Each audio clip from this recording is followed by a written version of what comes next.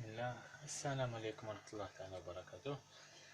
في الفيديو تاعنا تاع اليوم راح نهضروا على أهم خطوة يجب اتباعها لتثبيت المقنن باش نثبتوا المقنن تاعنا كيكون جديد.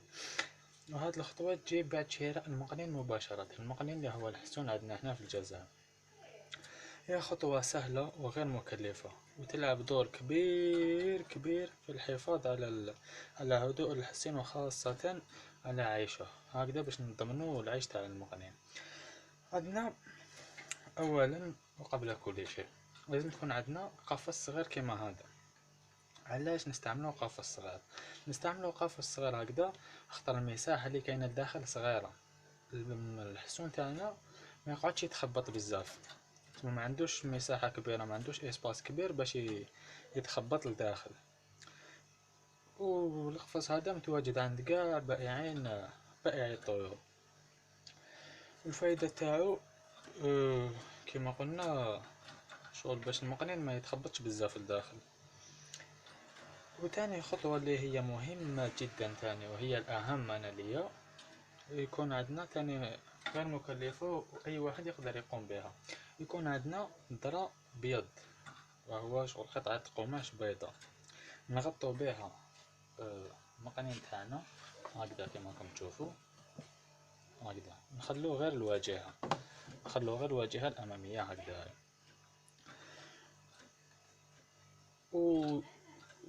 وماذا بينا تاني داخل المشربية نديرو حبة توم، نص حبة توم مع الماء، لأن التوم هو مهدئ ويقلل من التوتر. كي نديروهولو شغل يرتاح، نفسية تاع المقنن ترتاح، خاطر كي يكون المقنن حديث الاصطياد يكون مرتبك وخايف، وأغلبية تاع الوقت تصيبو قاعد في الأرض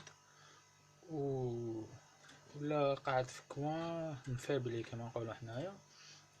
وتاني باش نصوفيوه نحطولو البودور، نرموهم في الارض باش نساعدوه، ونزيدو نحطوهم في المأكلية، نحطو حوض صغير تاع الماء ونزيدو نعطولو المشربية ونخلوهم المشربية ما نبدلولهاش بلاصتها باش يوالفها، باش اخطر في الليل ولا يحب يشرب يكون في الظلمة يصيب بلاصتها بكل سهولة، خاطر باش يبدا يوالف القفص تاعو. وهكذايا نخلوه لمدة 10 أيام بهذه الطريقة في بلاصة في مكان هادئ خاصة الهدوء، على خاطر ديجا هو يكون مرتبك وخايف. ملازمش نزيدو نحطوه في بلاصة وين كاين ضجيج، وين كاين هضرة بزاف، العياط، التلفزيون.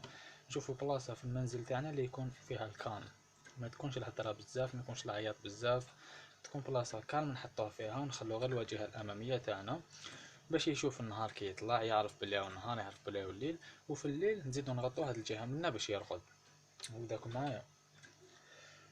وبعد 10 أيام وين يكون المقنن تاعنا تصوفا، بين 10 أيام حتى ل15 يوم، وين يكون المقنن تاعنا تصوفا تفيريفيوه، تربو طلع عليه تشوفوه بلي راهو ياكل من المونجوار تاعو، راهو يشرب من البيفات، راهو يطلع فوق واسمه اباقات هادي، يطلع فوقها ما يوالف الكاجا، يبدا يوالف سيبون تما نتاكدو بلي المقنن تاعنا راح يعيش باذن الله. وبعد هذه الخطوه مباشره نروحو لخطوه واحده اخرى. الخطوه هذه الثانيه وشنو هي؟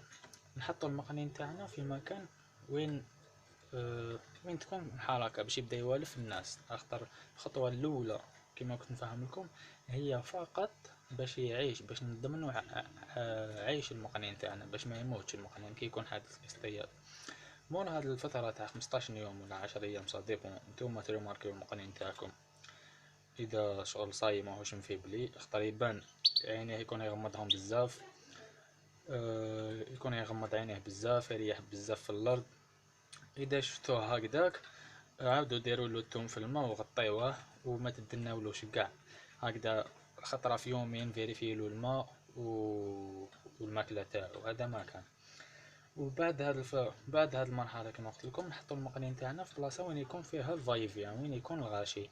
مثلا نتا هكذا راك في البيرو تاعك تقرا، حط المقنن تاعك قدامك وانت راك تقرا، معليش ساعه زوج سوايع راك تقرا، راك تكونيكتي حتى قدامك باش يبدا يوالف، باش يعرف باللي الانسان اللي هو نتايا مولاه ولا اي واحد ماهوش عدو، يولي يرتاح، نفسية تاع المقنن تولي مرتاحة، ما يوليش مرتبك، ما يوليش خايف، يولي عنده ارتياح للانسان. ومن بعد مور هاد المرحلة كي تشوفوا بلي المقنع صايمة ولا شي يتخبط كما راكم تشوفوا بدا يريح كدا، تما نقدروا نقوموا بعملية الترويض. اللي يحب يروض كاين دوك كل مربي كيفاش، كاين مربين اللي يحط المقنين ما على بالوش باه، يديرلو الماكلة والماء يخليه يغني، هذا ما كان. انا واحد من الناس اللي نحب نروض المقنين. مور هاد المرحلة وين المقنين يتكالما ما يوليش يخاف، يريح ياكل نورمال يشرب نورمال ما يخافش ماشي مرتبك، نبداو نقومو بعملية الترويض. عملية الترويض هادي راني دايرلها فيديو خاصة، ادخلوا للباج تاعي في يوتيوب هي شاردوني الجيريان، تشوفوا الفيديو اللي هدرت لكم عليها. في الاخير ما بقى لي نقول لكم غير اذا عجبتكم الفيديو تاعنا ديروا لنا اعجاب باش تحفزونا المزيد من الفيديوهات، وشاركوا في القناة تاعي باش يوصلكم جديد. يعطيكم الصحة، بارك الله فيكم، وشكرا على حسن المتابعة والإصغاء.